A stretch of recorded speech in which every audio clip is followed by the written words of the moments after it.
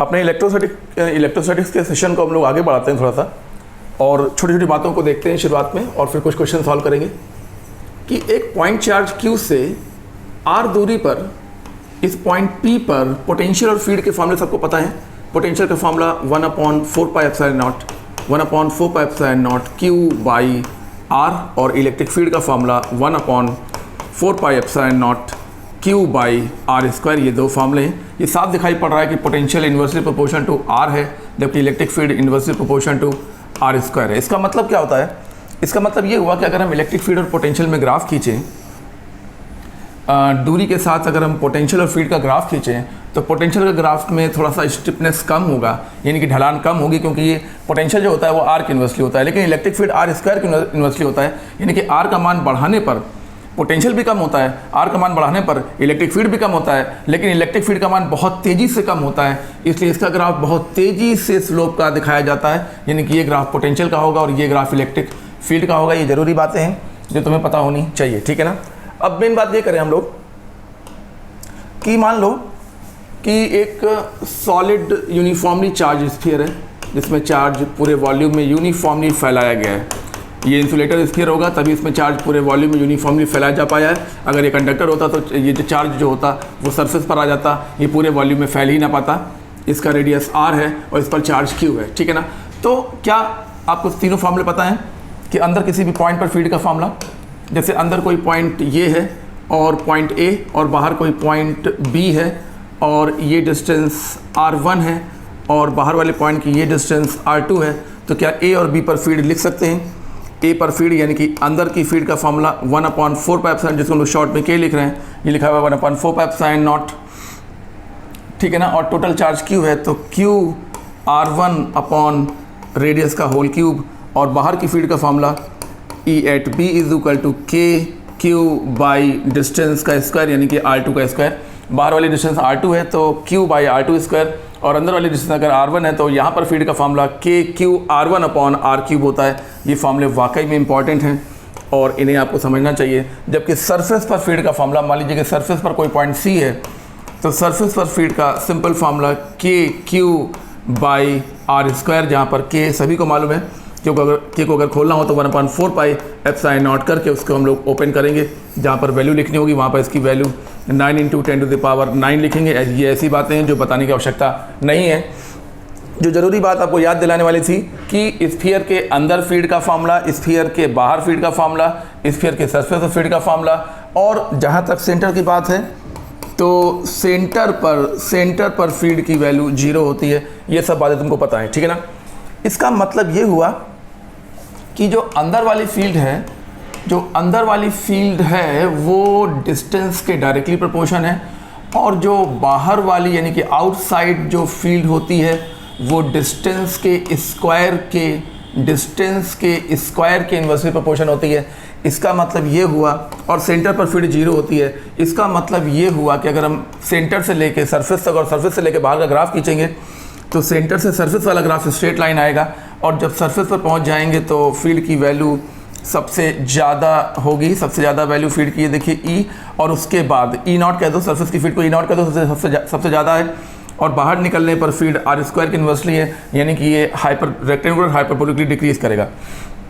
अच्छा, इस सिंपल से ग्राफ से क्या एक बात का अंदाज़ा लगता है कि ज़रूर दो जगहें ऐसी होती हैं, एक अंदर और एक बाहर। ये देखिए, ये अंदर वाली डिस्टेंस है R1, हाँ ये सेंटर से अंदर वाले पॉइंट की दूरी है, और ये सरफेस से बाहर वाले पॉइंट की दूरी है R2, और इन दोनों पोजीशंस पर फील्ड की वैल्यू बिल्कुल सेम होगी। यानी कि स्फीयर के अंदर R1 दूरी पर, ये देखो ये बना हुआ है सरफेस वाली लाइन, ठीक है ना, ये सरफेस R लिखा हुआ है ना, यानी कि ये सरफेस R हो गया, ठीक है ना। तो सरफेस के अंदर एक जगह ऐसी होती है और सरफेस के बाहर भी, सरफेस को ध्यान दो, सरफेस के अंदर एक जगह ऐसी होती है और सरफेस के बाहर भी एक जगह ऐसी होती है जहाँ पर फील्ड की वैल्यू बिल्कुल सेम होती है। और अगर उन दूरियों में रिलेशन के बारे में बात की जाए तो क्या बातें की जा सकती हैं, ज़रा ध्यान से देखिएगा।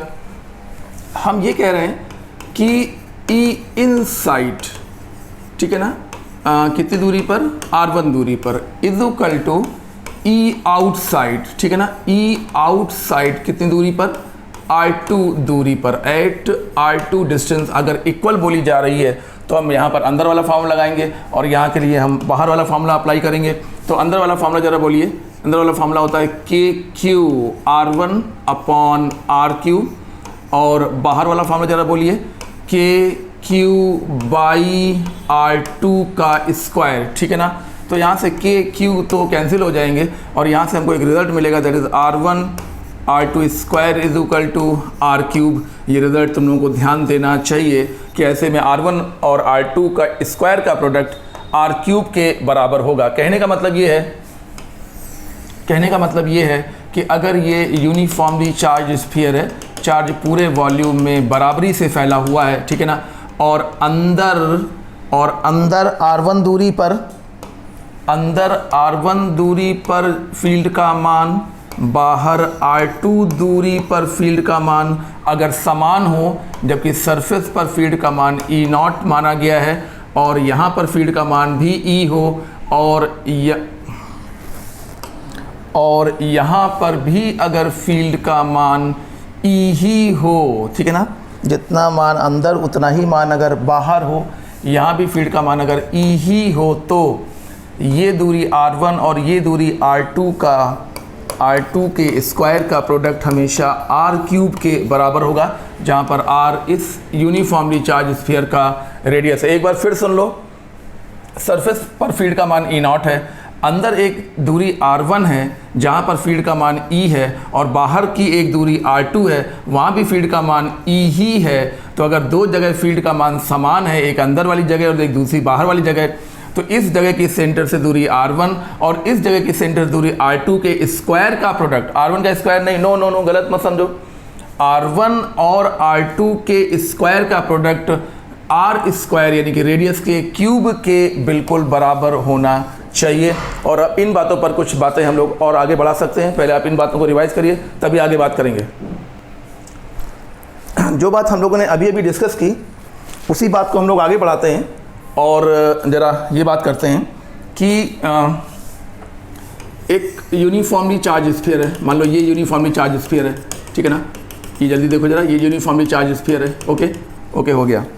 इसका रेडियस R है, ओके, रेडियस R है, ओके। अब हमसे कहा जा रहा है कि अंदर एक ऐसी जगह है जहाँ पर, अच्छा, सरफेस पर E की वैल्यू E0 है, सरफेस पर फील्ड की वैल्यू E0 है। अंदर R1 दूरी पर एक ऐसी जगह है जहाँ पर फील्ड की वैल्यू सरफेस की वैल्यू का आधा है और बाहर भी एक ऐसी जगह है R2 दूरी पर जहाँ पर भी फील्ड की वैल्यू सरफेस की फील्ड का हाफ है, ठीक है ना। तो हमसे R1 और R2 के बारे में पूछा जा रहा है। तो अगर हम R1 निकालना चाहते हैं तो जैसा कि according to the question E inside के बारे में कहा जा रहा है कि E सरफेस बाई 2। अच्छा, अंदर वाली फील्ड का फार्मूला क्या होता है? KQ/R1/R3, फार्मूला ध्यान आ गया, इज इक्वल टू 1/2 और सरफेस पर फील्ड का फार्मूला क्या होता है? KQ/ रेडियस का स्क्वायर। तो यहाँ से K और Q तो कैंसिल हो जाएंगे। जब कैंसिल हो गया तो हमने ये देखा कि R1 is equal to R³/2R square. कहने का मतलब है कि R/2 आया। इससे ये साबित होता है कि अगर अंदर कोई ऐसी जगह है जहाँ पर फील्ड का मान सरफेस के मान का आधा है तो वो दूरी हमेशा R/2 होगी, यानी कि R का भी आधा होगी, मतलब दूरी भी R का आधा होगा। अगर फील्ड सरफेस की फील्ड का हाफ है तो दूरी का मान रेडियस का हाफ होगा। ये बात कंक्लूड हो गई है, ये रिजल्ट निकल आया, ठीक है ना। अब बाहर की बात कर लेते हैं। ये कहना चाहते हैं कि जो बाहर फील्ड है वो भी E0/2 है। तुम्हारे दिमाग में ये आ रहा होगा कि अंदर और बाहर फील्ड बराबर कैसे हो रही है। तो मैं तुमको बताऊं कि तुमने इस ग्राफ पर ध्यान नहीं दिया। ये ग्राफ बहुत साफ साफ बता रहा था कि अंदर फील्ड का ग्राफ ये होता है, ठीक है ना, और बाहर फील्ड का ग्राफ ये होता है, और ये सरफेस की फील्ड होती है जिसे हम लोग मैक्सिमम फील्ड कहते हैं। और यहाँ पर देखिए फील्ड का मान जो भी है वो मान, ध्यान से देखिए, ये E का मान इस ग्राफ को दो जगह कट कर रहा है और दो जगह कट करने का सिंपल सा मतलब है कि अंदर R1 दूरी पर और बाहर R2 दूरी पर। कहाँ से? सेंटर से ये R1 दूरी और सेंटर से ये R2 दूरी, जबकि ये सरफेस वाली दूरी है जिसको हम लोग रेडियस कहते हैं। इस ग्राफ से साफ पता चलता है कि सेंटर से R1 दूरी पर फीड का मान सेंटर से R2 दूरी पर फीड के मान के बराबर हो सकता है। एक जो R1 दूरी है वो अंदर वाली दूरी है और जो R2 दूरी है वो सेंटर से बाहर तक की दूरी है, और इन दोनों बिंदुओं पर फीड का मान देखिए बिल्कुल सेम मान है, यहाँ पर भी और यहाँ पर भी, ठीक है ना। तो वही कहा जा रहा है कि अंदर एक ऐसी जगह है जहाँ पर फीड का मान सरफेस वाली फीड का हाफ है, तो वो दूरी हमने कैलकुलेट की तो R1 का मान यानी कि दूरी का मान रेडियस का हाफ आया। अब हम बाहर की बात चेक करना चाहते हैं। आउटसाइड फीड का फॉर्मूला पहले बताइए, KQ/R2 स्क्वायर, मतलब R स्क्वायर मतलब R स्क्वायर का मतलब ही क्या हुआ भैया, बता तो रहे हैं। ये हो गया R2 square is equal to 1/2, और सरफेस पर फीड का मान बताओ KQ रेडियस का स्क्वायर, तो यहाँ भी K और Q कैंसिल हो गया। और हमने यहाँ पर ये पाया कि R2 square is equal to 2R square. इससे ये साबित हुआ कि R2 का मान √2R होगा। आखिरकार इन चीज़ों से क्या रिजल्ट निकलता है कि अगर बाहर फील्ड का मान सरफेस के फील्ड का मान का हाफ है, तो ये फैक्टर जो टू देख रहे हो ना, बस तो ये दूरी R2 जो होगा वो इस फैक्टर का रूट करके R के बराबर कर देना, यानी कि R2 is equal to √2R। इन बातों को अगर और ज़्यादा क्लियर करना है और ज़्यादा इसको प्रैक्टिस में तुम्हें लेना है तो मेरी इस बात को बहुत ध्यान से सुनना, ठीक है ना। ये एक यूनिफॉर्मली चार्ज स्फीयर है, बिल्कुल यूनिफॉर्मली चार्ज स्फीयर। इस पर टोटल चार्ज Q है और इसका रेडियस R है। मान लीजिए ये देखो, ये इसका रेडियस R दिखाया जा रहा है, ये इसका x एक्सिस है, वो y एक्सिस है। हम लोग एक एक्सिस से बात करते हैं, हम लोग अलग अलग की बात नहीं करते, x एक्सिस की बात कर रहे हैं, ठीक है ना। क्वेश्चन ये है कि सरफेस पर फील्ड का मान E0 है और ये एक ऐसी जगह है जहाँ पर फील्ड का मान E0/6 है, और यहाँ पर एक और ऐसी जगह है जहाँ पर फील्ड का मान E0/6 है। तो सेंटर से ये दूरी R1, अंदर वाली दूरी R1, और सेंटर से ये वाली दूरी बाहर की वैल्यू डायरेक्टली भी लिखी जा सकती है। R1 is equal to R/6 आएगा और R2 इज इक्वल टू √6 आएगा। इन चीज़ों को तैयार करने से तुम तेज़ी से काम कर सकते हो, और अगर ये चीज़ें तैयार नहीं हैं तो काम करने में निश्चित रूप से देर लगेगी। ये सब ऐसे रिजल्ट्स हैं जो हम लोग पढ़ाते वक्त तैयार करवाते हैं और तुम्हें इनको अच्छे से तैयार करना चाहिए। कुल मिला के बात क्या आ रही है? बात ये आ रही है कि ये एक यूनिफॉर्मली चार्ज स्फीयर है। हम फाइनल बात कर रहे हैं, बिल्कुल फाइनल बात, ठीक है ना। और इस पर टोटल चार्ज Q है, ओके, टोटल चार्ज Q है। और अब ज़रा देखिए, ये इसका रेडियस है और ये इसके सामने x एक्सिस हमने बना दिया है, ठीक है ना, ओके। यहाँ पर सरफेस पर फील्ड की वैल्यू E0 है। देखिए ऐसा होता है, कई बार चीज़ों को देखकर हम लोग अपना पैटर्न सेट कर सकते हैं। हम लोग क्या मतलब, तुम लोग अपना पैटर्न सेट कर सकते हो। और जब स्टडी की जाती है तो पैटर्न सेट करना भाई ज़रूरी होता है। हमने कहा कि यहाँ पर एक ऐसा बिंदु है जहाँ पर फील्ड का मान सरफेस पर फील्ड का मान का n टाइम्स है, और बाहर भी एक ऐसा बिंदु निश्चित रूप से, डेफिनेट बता रहा हूँ, निश्चित रूप से एक ऐसी जगह होगी जहाँ पर फील्ड का मान E0/n होगा, जहाँ पे E0 सरफेस की फील्ड है, ठीक है ना। तो हमसे क्वेश्चन पूछा गया कि ये दूरी अगर R1 है और बाहर वाली ये दूरी अगर R2 है तो R1 और R2 के जनरल फार्मूले क्या होंगे। तो अभी भी हमारी बात हुई है कि जो अंदर वाली फील्ड हमने लिखी है वो सरफेस की फील्ड E0 का n लिखी है। अंदर वाली फील्ड का फार्मूला बोलिए, KQ/R1 upon R³ is equal to 1/n times KQ surface की फील्ड का फार्मूला R², ठीक है ना। तो n से और NQ तो कट गया, और यहाँ से हमको ये पता लग पा रहा है कि R1 is equal to R³/n R², यानी कि R/n होगा। R1 is equal to R/n होगा, और यही हम लोग पहले न्यूमेरिकल के फॉर्म में डिस्कस कर रहे थे, और आज उसी चीज़ को हमने वैल्यू के फॉर्म में डिस्कस किया है, ठीक है ना। ये क्लियर किया, तो अब ज़रा आगे देखिए, बाहर की बात भी यहीं पे कर ली जाए।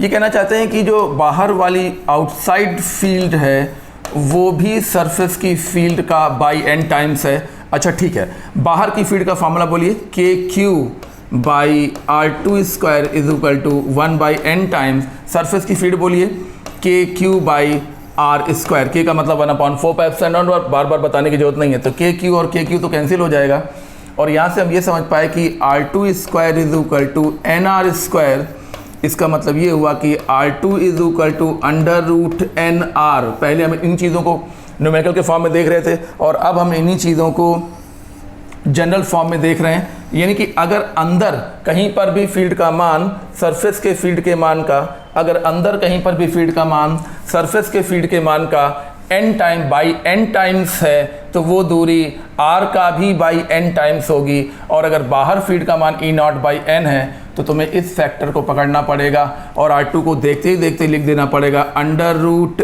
n r होगा। ठीक है, इन चीज़ों को रिवाइज करिए और फिर इसके बाद आगे की बात करते हैं।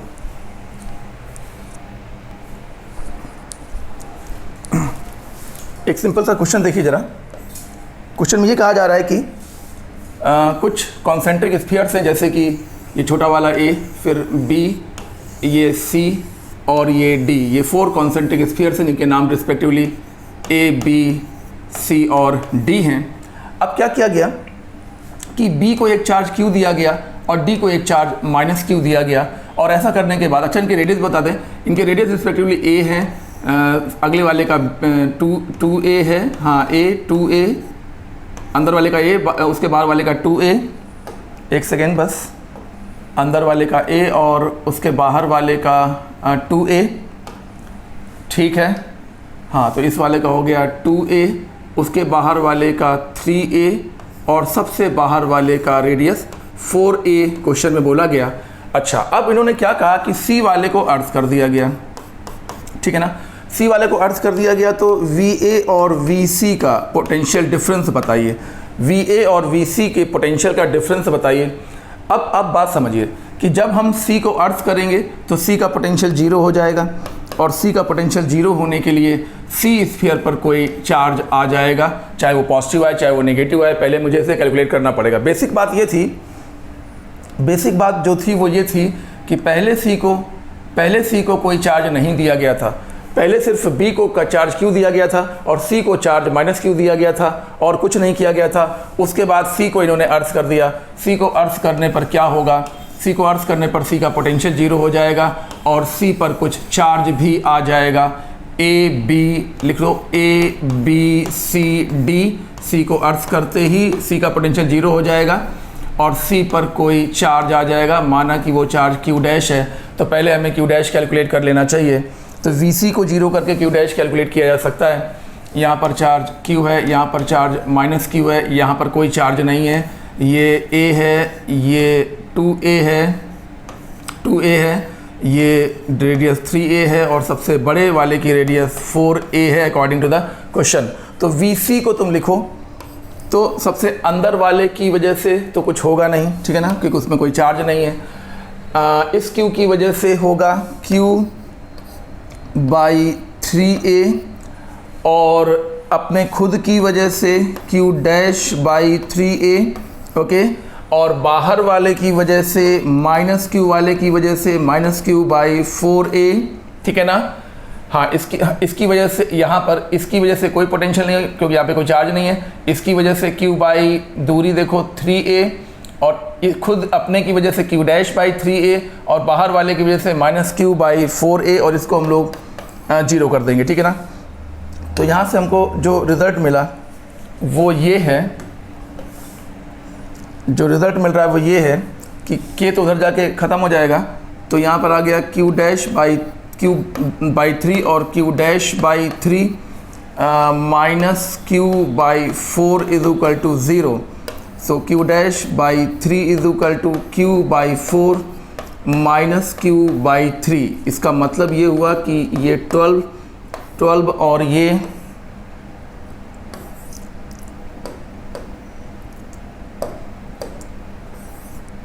देखो ये हो गया 12 और Q हमने कॉमन ले लिया, यहाँ पर 3 और यहाँ पर 4 यानी कि 12, 3 चौक 1/12, ठीक है ना। ये हुआ माइनस Q बाई 12। ये किसका मान आया? Q डैश बाई 3 का मान आया। तो 3 से हमने 12 को जब काट दिया तो हमको मिल गया एक रिज़ल्ट, वो है Q dash is equal to minus Q by 4, okay. अब जब हमने Q डैश को कैलकुलेट कर लिया, Q डैश को हमने निकाल लिया, तो अब उसके बाद हम बात करेंगे VA और VC के डिफरेंस की, ठीक है ना। तो अब VA लिखने की कोशिश करो, VA is equal to K, ठीक है ना। A का पोटेंशियल K और अपने इसका खुद का चार्ज नहीं है तो इसकी वजह से कोई पोटेंशियल नहीं होगा। Q की वजह से कितना होगा, that is Q by 2A, और Q डैश की वजह से Q डैश बाई 3A, और माइनस Q की वजह से Q बाई 4A, ओके।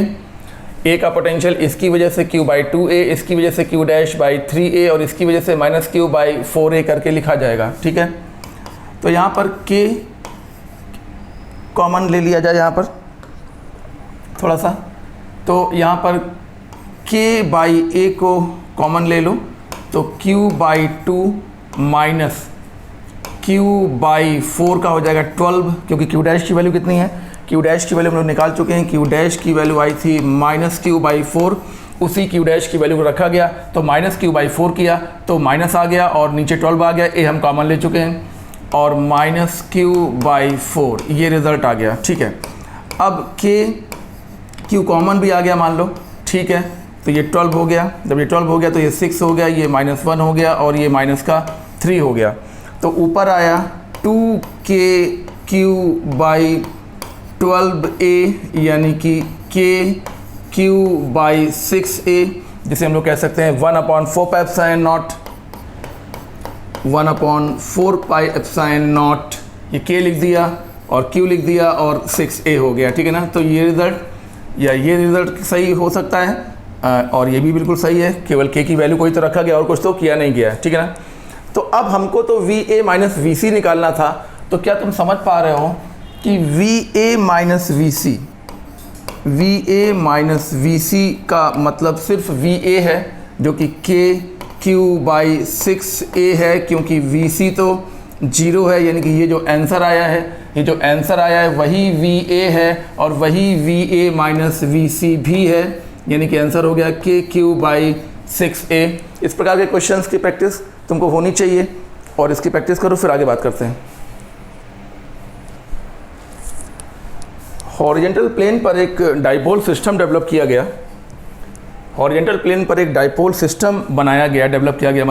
बनाया गया। मान लो कि ये एक हॉरिजॉन्टल प्लेन सरफेस है, ये देखिए, और इस प्लेन सरफेस पर कुछ चार्जेस का सिस्टम रखा गया।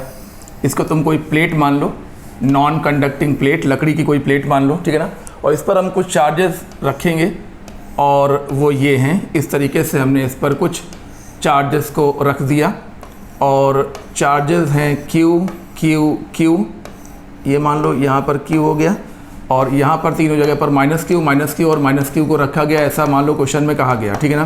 क्वेश्चन यहीं पे समझ जाया करो, मतलब क्वेश्चन इसी जगह पे इसको समझ लिया करो। एक बार इसको दोबारा बना देते हैं, ये इसी प्लेन पर दिखे इसलिए इसको एक बार दोबारा बना दे रहे हैं।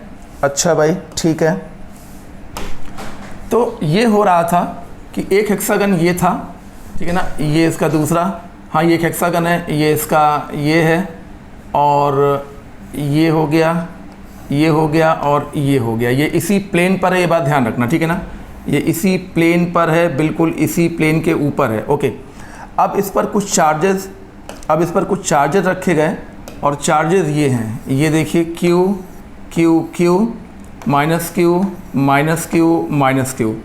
ठीक है, ये चार्जेस इस पर रखा गए, -Q।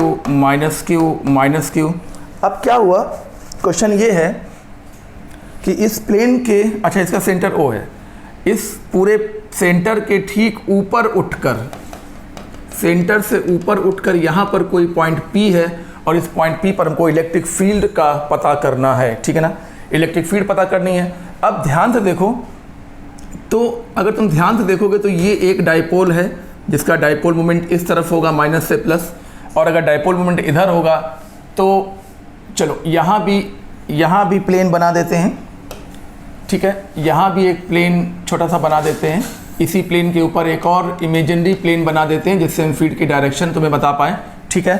तो अब देखिए कि इस पॉइंट P पर, हाँ इस पॉइंट A मान लो, पॉइंट A पर इस डाइपोल का लिए ये ब्रॉड ऑन हुआ कि नहीं बताओ, बाइसेक्टर के ऊपर है, बाइसेक्टर के ऊपर होता है तो ब्रॉड ऑन होता है, और फीड ब्रॉड ऑन पर फीड P के अपोजिट, तो ये P बना हुआ है, और ये P के अपोजिट ये देखो ये इसका फील्ड E बना हुआ है। ओके, अच्छा दूसरा डाइपोल ये है, ये देखो, और इसका डाइपोल मोमेंट P इस तरफ है, तो P के अपोजिट होता है, तो इसकी फील्ड E P के अपोजिट बिल्कुल बना के बताई हमने।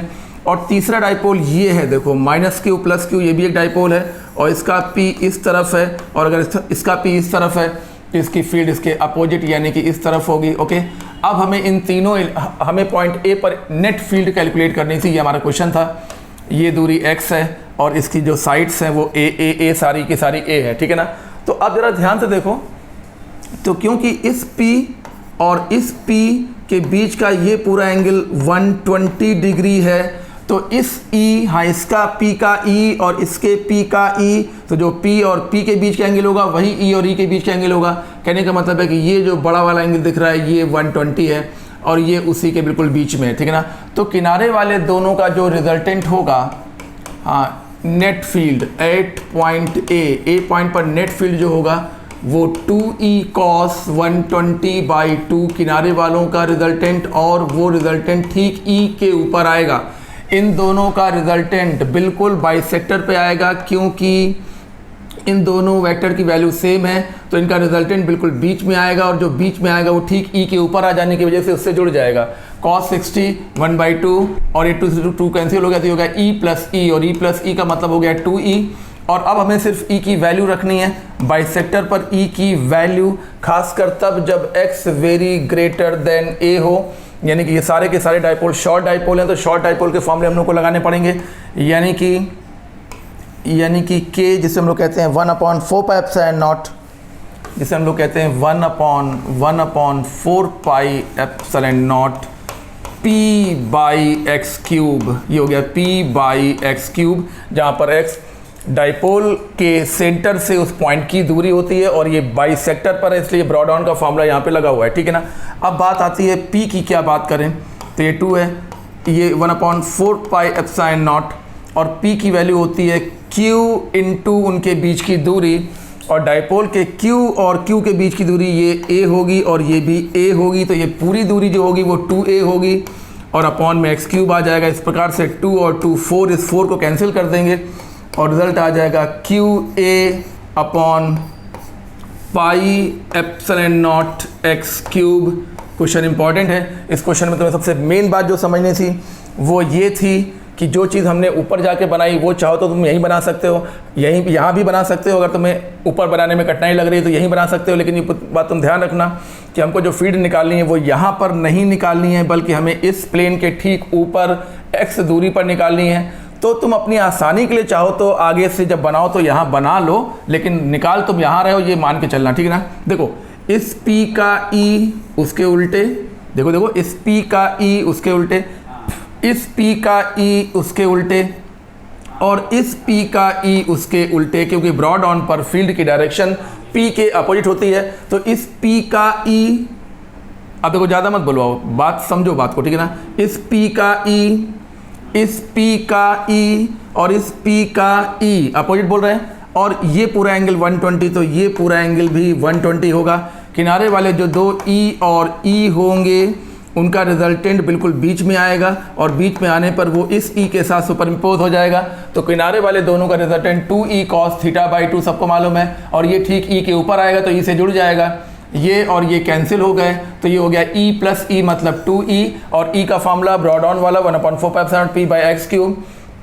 और ये डाइपोल शॉर्ट डाइपोल है, क्योंकि सवाल में कहा गया होगा कि x का मान a से बहुत ज़्यादा है, यानी कि ये डाइपोल दूरी की तुलना में बहुत शॉर्ट है। और p की वैल्यू होगी q × दोनों q के बीच की दूरी, q × दोनों q के बीच की दूरी मतलब 2a। इस प्रकार से 2 और 2 4 को कैंसिल करने के बाद ये रिजल्ट बनेगा। अभी 6 बजे एक और क्लास होने की वजह से ये सेशन आज यहीं पर रोकना पड़ेगा, ठीक है। आगे जल्दी ही कंटिन्यू करेंगे।